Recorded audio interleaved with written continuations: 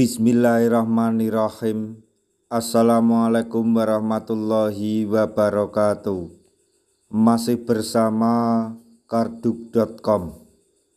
Pada video kali ini kami akan menyampaikan kabar bahagia yang datang dari DPR RI untuk para tenaga honorer terkait dengan pengangkatan P3K tahun 2025,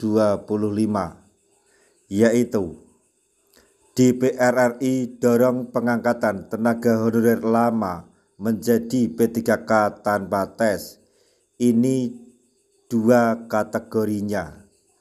Tapi sebelum kami lanjutkan, bagi rekan-rekan yang baru menemukan channel ini, tekan like dan subscribe-nya, dan juga tekan lonceng notifikasinya supaya nanti bisa mengetahui informasi terbaru terkait dengan seleksi P3K dan pengangkatan tenaga honorer menjadi ASN tahun 2025. Sekarang mari kita simak dan cermati penjelasan yang ada di video ini supaya nanti tidak gagal paham. Proses pengangkatan tenaga honorer menjadi pegawai pemerintah dengan perjanjian kerja atau P3K terus menjadi perbincangan nasional. Pasalnya, proses pengangkatan tenaga honorer itu menghadapi berbagai tantangan baik dari sisi regulasi, anggaran, maupun keadilan dalam distribusi formasi di berbagai daerah. Salah satu kendala utama adalah keterbatasan anggaran daerah yang menghambat pengangkatan tenaga honorer menjadi aparatur sipil negara atau ASN. Selain itu, dinamika data tenaga honorer yang terus berkembang juga menjadi tantangan tersendiri. Banyak tenaga honorer yang awalnya tidak terdaftar dalam pangkalan data daerah kemudian dimasukkan, sehingga menyebabkan perubahan dalam perencanaan formasi dan rekrutmen. Hal ini menimbulkan dilema dalam menentukan prioritas pengangkatan, terutama bagi tenaga honorer yang telah lama mengabdi. Selanjutnya, kebijakan afirmasi bagi tenaga honorer dengan masa bakti panjang atau sudah mengabdi lama. Wakil Ketua Komisi 2 DPR RI, Didi Irawadi Samsudin, menekankan pentingnya kebijakan afirmasi bagi tenaga honorer yang telah mengabdi lebih dari 10 tahun. Menurutnya, tenaga honorer dengan masa kerja panjang seharusnya tidak perlu melalui proses seleksi ketat seperti tenaga honorer yang baru direkrut.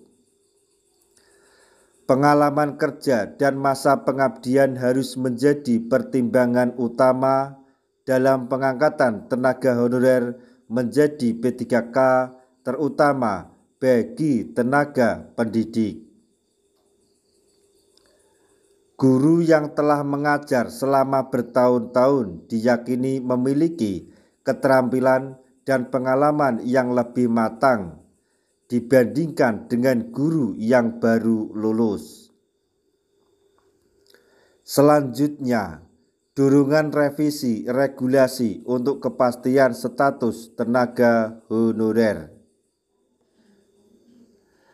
Belum terselesainya permasalahan tenaga honorer mendorong DPR RI untuk mengusulkan revisi regulasi baik dalam bentuk peraturan pemerintah maupun peraturan presiden. DPR RI terus berupaya memastikan bahwa kebijakan terkait tenaga honorer dan P3K disesuaikan dengan kondisi di lapangan. Undang-Undang Aparatur Sipil Negara Nomor 20 Tahun 2023 mengamanatkan bahwa pada tahun 2025 tidak boleh ada lagi pegawai non-ASN di lingkungan pemerintahan. Namun, kenyataannya masih banyak tenaga honorer yang belum diangkat menjadi P3K akibat keterbatasan kuota dan anggaran. Presiden terpilih Prabowo Subianto diharapkan memberikan perhatian khusus terhadap pengalokasian anggaran untuk rekrutmen P3K agar tidak mengalami pemangkasan. Hal ini penting untuk menjamin keberlanjutan pengangkatan tenaga honorer, terutama mengingat tahap pertama telah berjalan dengan baik dengan 1,4 juta tenaga honorer berhasil diangkat menjadi P3K. Selanjutnya, fleksibilitas anggaran dalam penggajian P3K. Saat ini, pembayaran gaji P3K mengandalkan kombinasi antara anggaran pendapatan dan belanja negara atau APBN, serta anggaran pendapatan dan belanja daerah atau APBD. Namun, beberapa daerah menghadapi kendala dalam pembayaran gaji P3K sesuai standar pusat. Oleh karena itu, diperlukan fleksibilitas dalam pengelolaan gaji berdasarkan kapasitas keuangan masing-masing daerah.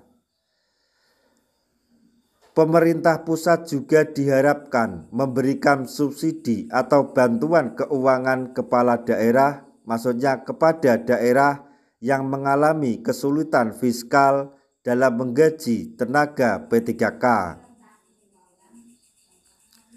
Selanjutnya, kriteria pengangkatan tenaga honorer berdasarkan masa bakti.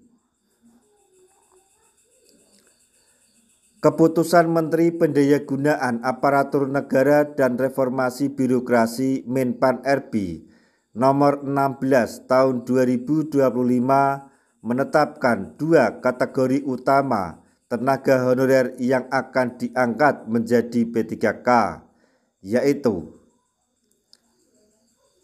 P3K penuh waktu.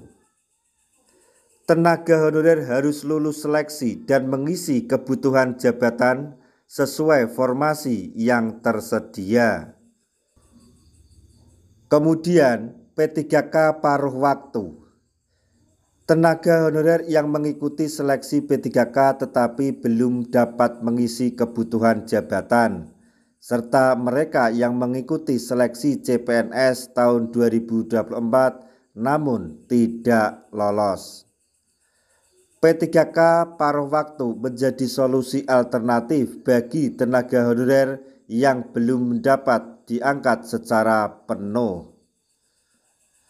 Komisi 2 DPR RI menegaskan bahwa dalam rekrutmen P3K tahap kedua, pemerintah daerah harus mengajukan tenaga honorer yang telah lama mengabdi agar mendapatkan prioritas pengangkatan.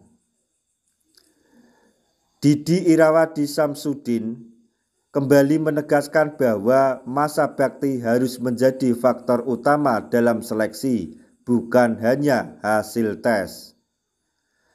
Menurutnya, tenaga honorer yang telah bekerja lebih dari 10 tahun seharusnya tidak perlu mengikuti seleksi yang terlalu ketat, karena pengalaman mereka sudah menjadi bukti kompetensi. Khususnya bagi tenaga pendidik, pengalaman mengajar bertahun-tahun menjadi nilai lebih dibandingkan dengan guru yang baru lulus. Demikian informasi yang dapat kami sampaikan. Informasi yang datang dari DPR RI untuk para tenaga honorer terkait dengan pengangkatan tenaga honorer menjadi ASN P3K tahun 2025. Semoga informasi ini dapat bermanfaat bagi rekan-rekan tenaga honorer semuanya.